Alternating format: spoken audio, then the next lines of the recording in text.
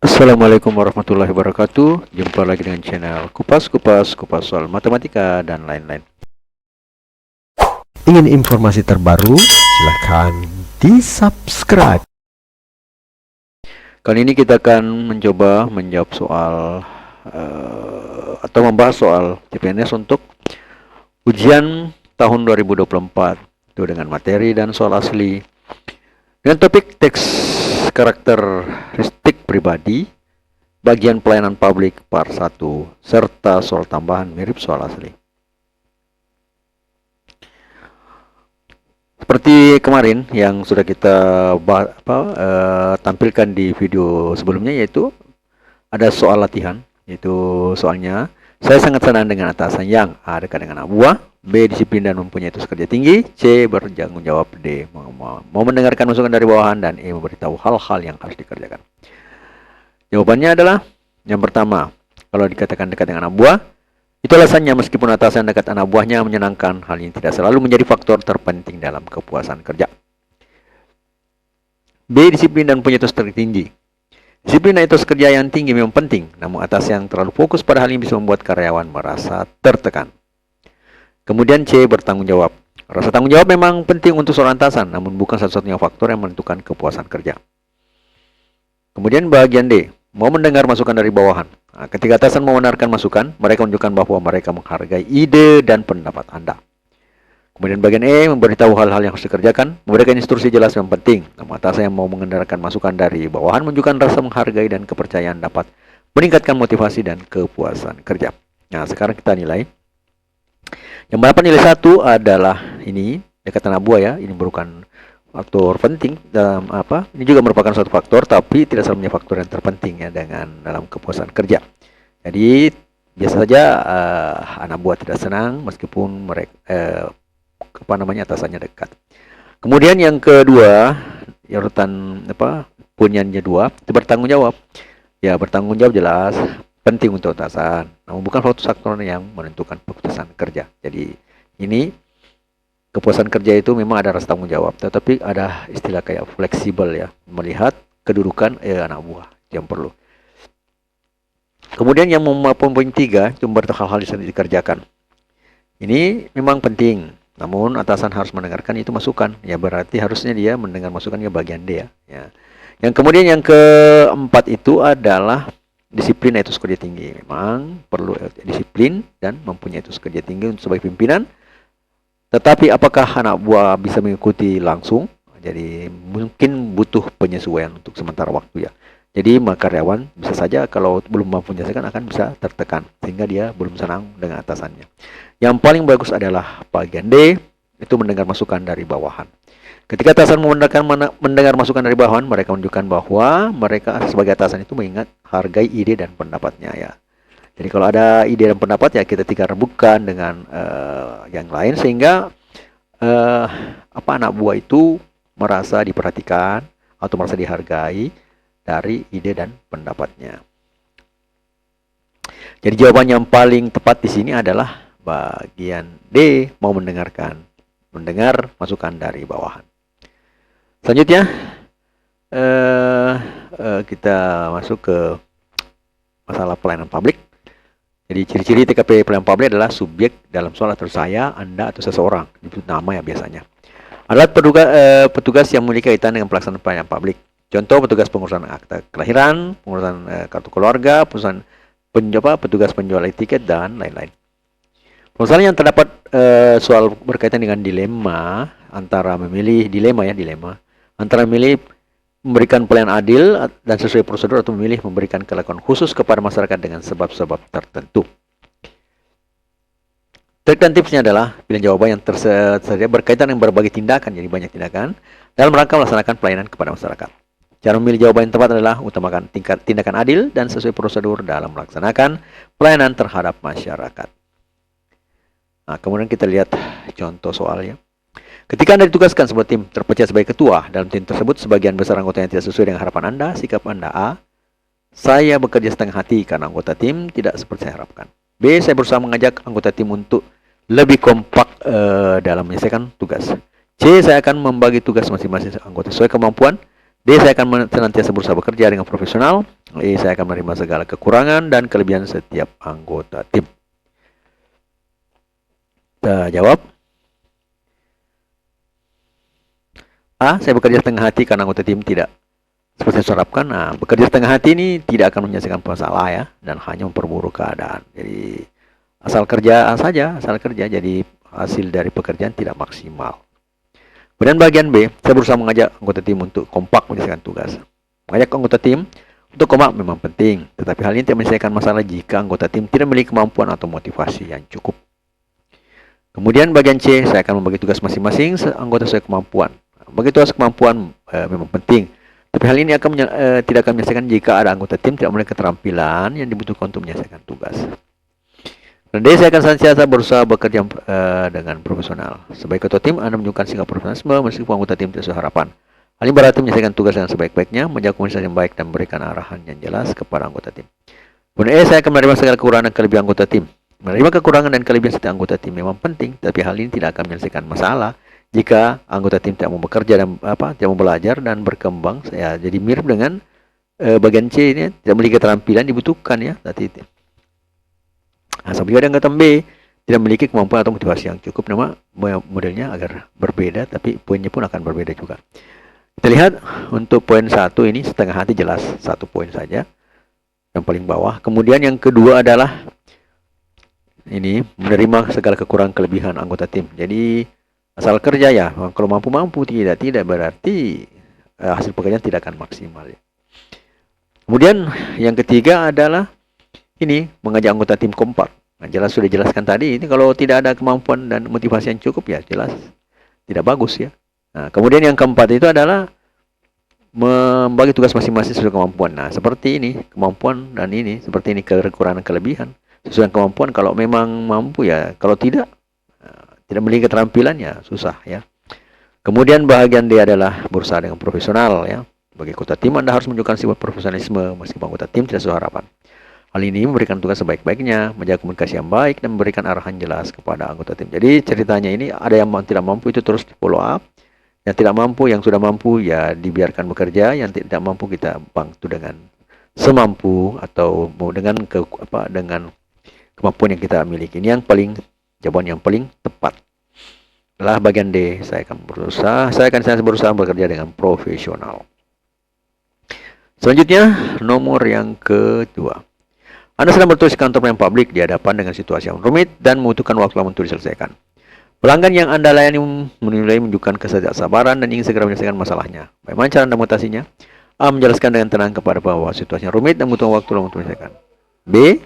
Menawarkan kepada pelanggan untuk kembali lagi waktu. C. Mencari bantuan rekan untuk menyelesaikan masalah dengan lebih cepat. D. Minta maaf kepada pelanggan atas ketidaknyamanan yang terjadi dan berusaha menyelesaikan masalah cepat mungkin. E. Meninggalkan loket untuk mencari solusi atas masalah tersebut. Nah, di sini bisa kita lihat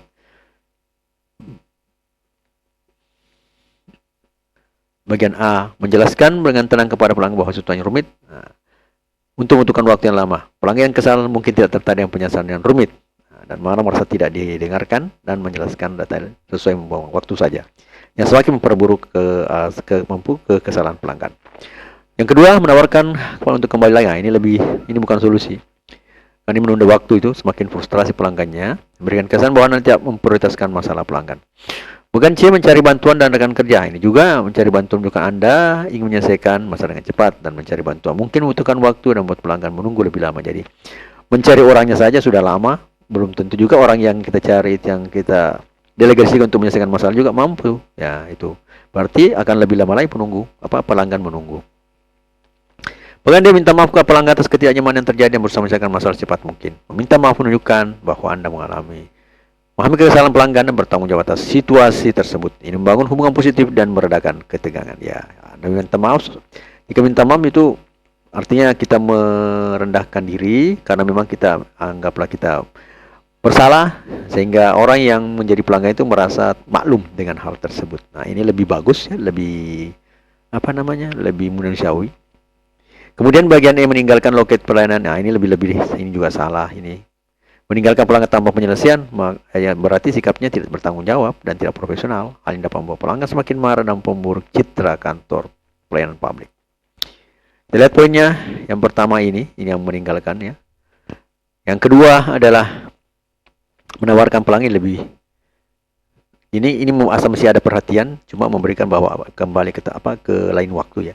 Nah, kalau ini tidak ada pertanggungjawaban, yang meninggalkan saja. Kini masih ada perhatian ya. Kemudian ketiga adalah ini menjelaskan dengan rinci. Nah, ini yang masih mending ya, karena menjelaskan dengan rinci apa yang terjadi, namun pelanggannya belum tentu mau menerima ya. Nah, kemudian keempat adalah mencari bantuan rekan kerja ini. Nah, ini membantu rekan kerja ini ya, artinya mencari solusi lain ya, sempat yang kita minta bantuan itu mampu ya. Nah, kalau tidak ya berarti sama aja. Jadi makanya dia poinnya yang keempat. Jadi masih ada peluang lebih baik lagi daripada 3, 2, dan 1. Yang peluang yang paling tepat di sini adalah meminta maaf kepada pelanggan. Jadi dengan merendahkan diri kita kepada pelanggan, kemampuan minta maaf membuat pelanggan itu merasa maklum ya. Jadi sehingga jawaban yang benar di sini adalah C, minta maaf pada pelanggan atas ketidaknyamanan terjadi dan berusaha menyelesaikan masalah secepat mungkin. Karena itulah hal yang maksimal bisa kita lakukan pada situasi seperti itu. Kemudian soal yang ketiga. Saat ini sedang membangun pelanggan yang sedang kebingungan di hadapan mesin pencetakan nomor antrean. Seorang bapak menanyakan arah toilet yang letaknya di area belakang kantor pelayan kepadanya. Apa yang perlu dilakukan oleh Dedi? Minta bapak untuk mencari sendiri toilet di area belakang kantor. B, minta maaf kepada bapak tersebut karena tidak bisa memenuhi permintaannya. C, menyelesaikan pemberian nomor antrean lalu mengantar bapak tersebut ke lokasi toilet. Bagian D, meminta agar bapak tersebut mendatangi petugas memberi informasi di bagian lobi kantor. Dan E, meminta rekannya untuk menunjukkan arah toilet ke bapak tersebut. Jadi ini merupakan soal asli FWR ya. Itu adalah soal SKD CPNS untuk tahun 2021. Selanjutnya kita lihat pembahasannya. Yang pertama, minta bapak itu mencari sendiri toilet di belakang kantor. Hal ini tidak membantu ini. Cuma mengarahkan saja ya. Ya pasti yang diberitahu itu agak kesal ya, karena dia minta bantuan semua tidak bisa dibantu. Jika bermanfaat, mohon di-share ya. Nah, karena dia tidak familiar dengan area kantor ya. Jadi dia masih buta-buta ceritanya. Buta areanya, jalannya kemana ya. Jadi pasti yang bapak-bapak itu pasti merasa kesal. Jangankan bapak itu, kita saja akan merasa kesal. Kemudian bagian B, minta maaf kepada bapak tersebut karena tidak bisa memenuhi permintaannya. Minta maaf saja tidak cukup ya, jadi harus berusaha membantu bapak tersebut menemukan toilet. Kemudian bagian C, menyelesaikan pemberian mantel lalu mengantar bapak tersebut ke lokasi toilet. Jadi sudah membantu pelanggan misi antrean, namun tidak boleh mengabaikan kebutuhan pelanggan lain, seperti bapak yang mencari toilet. Jadi dia harus menyelesaikan dulu masalah antreannya, kemudian bantu bapak tersebut mencari toilet. Bahkan dia minta bapak tersebut mendatangi petugas berinformasi bagian lobi kantor. Ini hanya pengalihan tanggung jawab saja Dedi kepada orang lain. Nah, kemudian bagian E, meminta rekannya untuk menunjukkan arah toilet bapak tersebut. Jadi seperti mendelegasikan seperti tadi ya, soal yang sebelumnya ya. Jadi dia bisa membantu, lebih baik dia sendiri yang mengantar bapak ke toilet. Hal ini menunjukkan komitmen Dedi untuk memberikan pelayanan yang terbaik. Jangan kepada temannya yang diberikan tanggung jawab lain. Biasa saja temannya mempunyai urusan lain yang lebih penting juga daripada memperlihatkan pada bapak itu toilet. Karena yang ditanya adalah dedinya, bukan temannya. Kita lihat penilaiannya kira-kira yang mana benar, yang mana lebih bagus ya, paling bagus. Yang pertama ini minta mencari sendiri. Loh, untuk apa dia bertanya kalau hanya untuk mencari sendiri. Nah, yang kedua adalah ini minta maaf. Ya, kalau minta maaf saja ya tidak cukup, karena bapak ini artinya mencari sesuatu yang memang dia belum tahu. Jadi kalau cuma minta maaf tidak cukup ya, tidak cukup di sini. Jadi dia harusnya berusaha membantu tersebut menemukan toilet. Kemudian bagian bagian E yang nomor 3 itu, jika dia bisa membantu untuk apa? Ya itulah persis penjelasan di sini. Jadi ini posisi ketiga, jadi ini lebih mending dibanding pada posisi kedua ini saja, tanpa ada penyelesaian ya. 2 dan 1. Kemudian yang keempat itu meminta agar bapak mendatangi informasi. Artinya memang kalau banyak kerjaan tidak bisa ditinggalkan, mungkin itu lebih bagus ya. Ya lebih baik daripada yang ketiganya. Kita ke lobby saja, yang bisa menunjukkan adalah mungkin di situ apa namanya, Saptam kah atau apa di depan di kantor ya. Kemudian yang paling bagus adalah bagian C, yaitu menyelesaikan apa yang dikerjakan dulu, kemudian memberi bantuan kepada bapak tersebut. Mungkin bapak itu akan maklum dengan banyak pekerjaan, kemudian setelah pekerjaan selesai sejenak kita memberikan bantuan kepada bapak itu. Dan bapak itu akan lebih mengerti dan lebih berterima kasih. Sehingga jawaban yang benar adalah bagian C, menyelesaikan pemberian nomor antrian lalu mengantar bapak tersebut ke lokasi toilet. Saja nomor 4 ya. Nomor 4 ini merupakan soal latihan. Seorang aparatur Suka dengan videonya? Like dong. sipil negara atau ASN yang sedang bertugas di kantor penilaian publik haruslah menjunjung tinggi nilai-nilai dasar. Satunya adalah akuntabilitas. Hal ini berarti ASN tersebut harus ya, melakukan tugasnya dengan sebaik-baiknya sudah peraturan berlaku, melaporkan kinerjanya kepada atasan secara berkala, dia bertanggung jawab semua tindakannya melaksanakan tugas, dan menjaga kerahasiaan informasi yang diperoleh selama bekerja, dan yang bersikap netral dan objektif dalam memberikan pelayanan kepada masyarakat. Jadi ini soal latihannya atau soal prediksi untuk CPNS tahun 2024, dan jawabannya ada pada part 3 mendatang. Nah, sebelum kita tinggalkan video ini, ada baiknya kita melihat kata-kata motivasi hidup yang mungkin bisa mengilhami sehingga bersemangat untuk mengikuti ujian CPNS. Jangan pernah menyerah, kegigihan adalah kunci untuk mencapai kesuksesan. Teruslah berusaha meskipun di hadapan angan rintangan. Semoga apa yang saya terangkan di video kali ini bisa menginspirasi atau memberikan informasi atau membantu teman-teman untuk memahami soal TKP tentang pelayanan publik. Dan semoga Ingin informasi terbaru? Silakan di-subscribe. berhasil mencapai cita-cita untuk menjadi CPNS. Matematika, Queen of Science. Assalamualaikum warahmatullahi wabarakatuh.